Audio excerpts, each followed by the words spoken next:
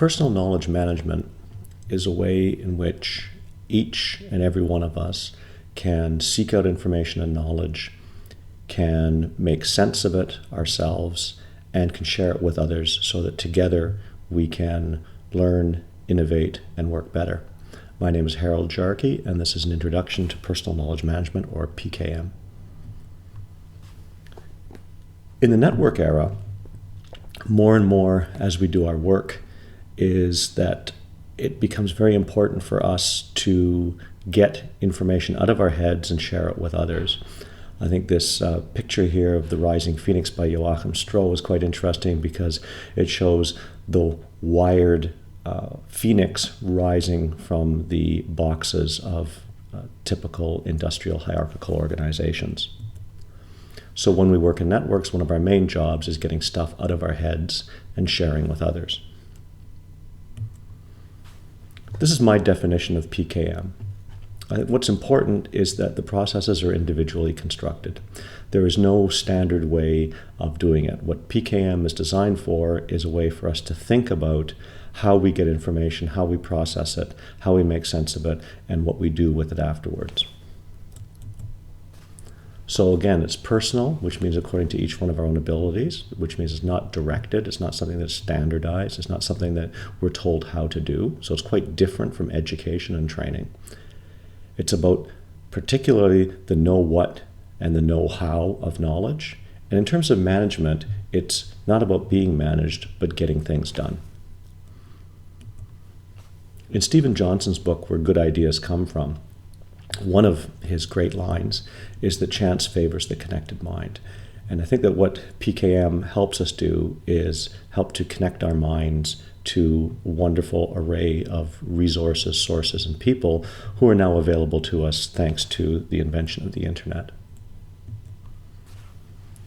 In Gary Klein's book, Seeing What Others Don't, he defines performance improvement as reducing errors and uncertainty in addition with increasing insights. Now, most organizations have ways in dealing with the reduction of errors and uncertainty with things like Six Sigma, Lean, process management, ISO 9000, those kinds of things. And most people who work in organizations are familiar with them. But there are very few systems in place to increase insights. And he lists 5 different ways that insight can happen. And 3 of those, connections, coincidences, and curiosity, I believe can be assisted through effective PKM practices. So if we take a look at the connection path, what happens is that there's a trigger, which is connections, coincidences, curiosity, or some combination of them, and we spot an implication. We go, oh, that's interesting. And when we look into it deeper, the activity that we have in terms of making sense of it adds a new anchor to our thinking, a new story anchor, a new way of looking at things. And the outcome could be a change in how we understand things, and as a result, how we act, how we see, feel, or desire about those. Now, to look at that in a more practical way is that you could come across some new perspectives in the news on something that you're interested in, perhaps a way of looking at complexity or a way in which international financial markets work or something like that.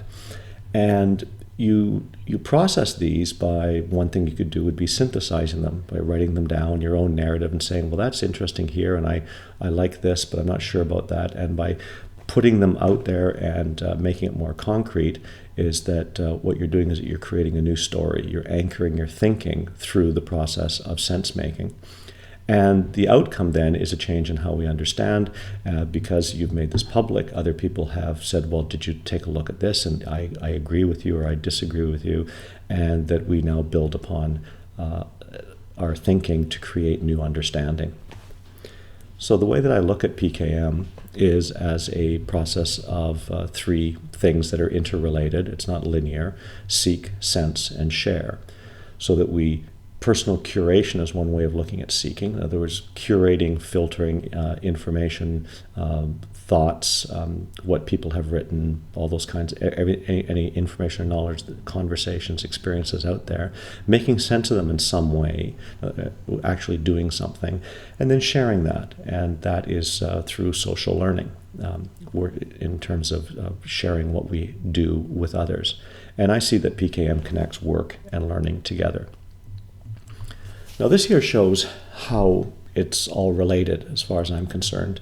That when we do work together is that it's quite often structured and goal-oriented. You can see in the blue here. But at the other end of the spectrum, when we connect with others in our social networks, it's informal and opportunity-driven. And work teams, for the most part, require collaboration. And collaboration is working together toward a common goal. We have an objective, we may have deliverables, and things are quite precise. And that usually is necessary to do work, to build a building, to do a project, anything like that. However, in social networks, we often cooperate. We help people out, we share things. We don't really know what the end result of that is going to be.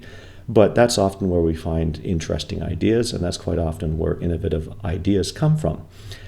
And there's an interesting space in between social networks and work teams, and these are communities of practice, in which both collaborative behaviors and cooperative behaviors work together. And a community of practice is basically a group of people who have a common interest and wish to advance their skills in that area. So it could be instructional designers, it could be model railroaders, people who are interested in sharing and helping each other and getting better in what that field is. And they're a little bit fuzzy, and that's why you can see the overlap between the two of them. And where PKM fits into this is that personal knowledge management is a way in which we can bridge the thinking, the ideas, and the knowledge between work teams, communities of practice, and our social network.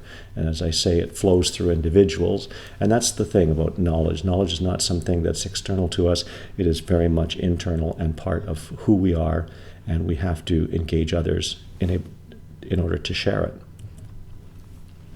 So I see PKM, Seek, Sense, Share, as analogous to breathing in and breathing out. So if you look at the outer circle, is that we filter through our networks and our communities, and we then create things. We make sense, either doing it by ourselves or doing it with our teams, when we write reports, when we do work.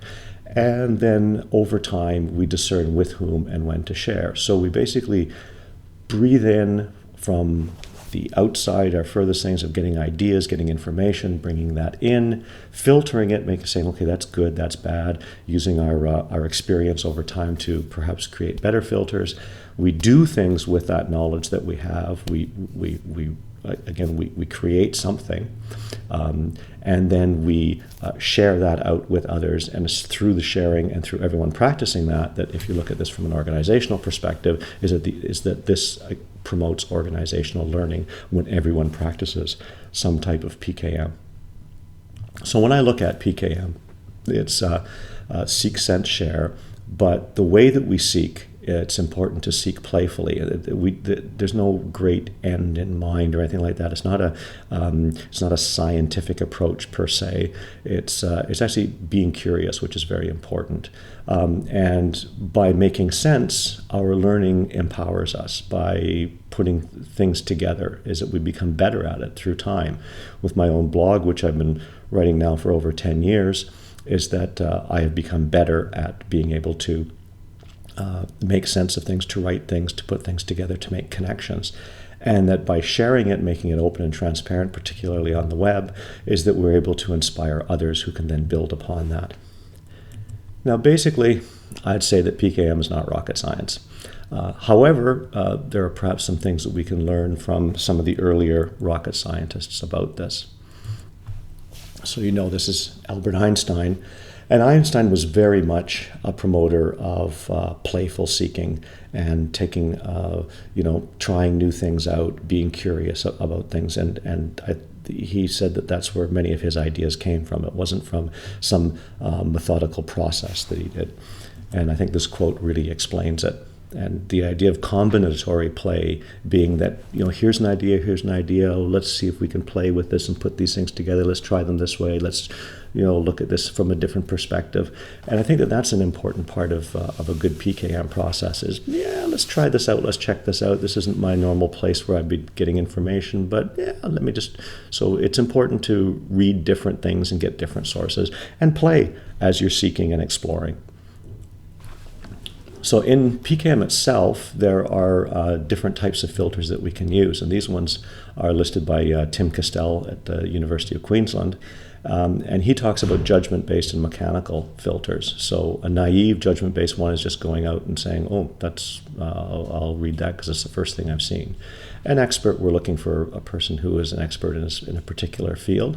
But the better one, of course, would be a network in which you have a network of experts. And part of a PKM process is actually building your network of information sources and building a framework in which you can add or take away from that network as things change over time. And mechanical filters are useful. A heuristic filter is one in which we use what people rate things and what they think of it, and the good stuff rises to the top. Web systems like Reddit or Dig are like that, or Amazon ratings, in which the better stuff rises to the top. And algorithmic ones, the ubiquitous Google is a good example in which there's this secret algorithm, and that determines what you see on the first page of your search in Google. So when it comes to making sense, once again, Albert Einstein felt that a very important part of making sense is not just reading about things, but actually doing something with it. So that would mean it could be writing it down, it could be presenting it to other people, it could be sharing it, but you actually have to do something with it. And my experience in facilitating PKM workshops is that this is the most difficult part for many people to master. And here Einstein summarizes it, is that we just can't be reading, we actually have to be doing things with the knowledge that we gain. So different types of sense making. This is from Ross Dawson, a futurist, who listed different ways in which we could make sense, and I think it's a good starting point. So you could validate things by confirming and checking information. Synthesizing is something that a lot of people do, where they take a lot of information and they synthesize it into something simpler. That's what a lot of reports are, where you take a look at a large field and you synthesize it down. Presentation, like what I'm doing, presenting to your colleagues, to your peers, to your boss, to an audience, always sharpens the senses. And then customization, putting something together from the perspective of a particular audience. And that's what a lot of curation is about. You're curating for a specific type of an audience. So when it comes to sharing, Einstein once again felt that it's sharing is providing value to others. I call PKM as the output of PKM should be value add. You have information coming in, you should add, before you decide to share it, you should add some value to it. And Einstein felt similar things about becoming a person of value. So some ways to create value are to find others who share your passions. That's important.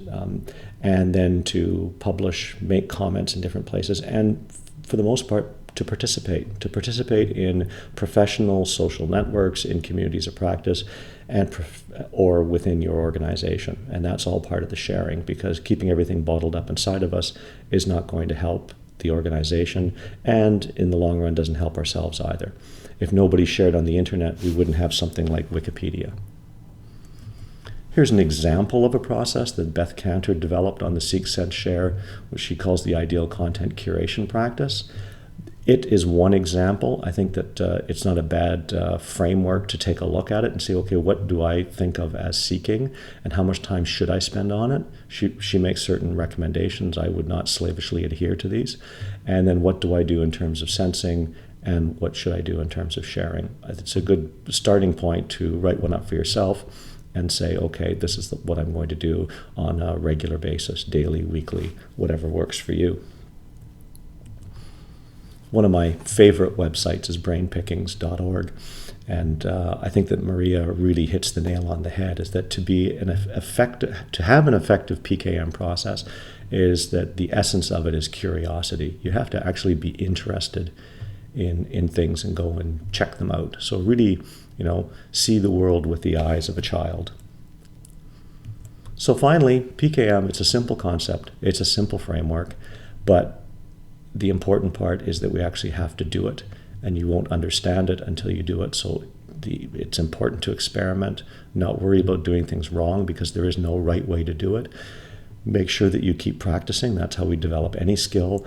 And by doing it in public, you will get feedback on that. And that's the aim of our workshops, is to provide just enough of a structure to give an initial period of practice. And then from that, people can go on and keep practicing themselves. It's something that you have to keep refining. I have not come to the end of my PKM practice yet. So thanks very much, and I look forward to anyone who's participating in this workshop or future workshops. Thank you.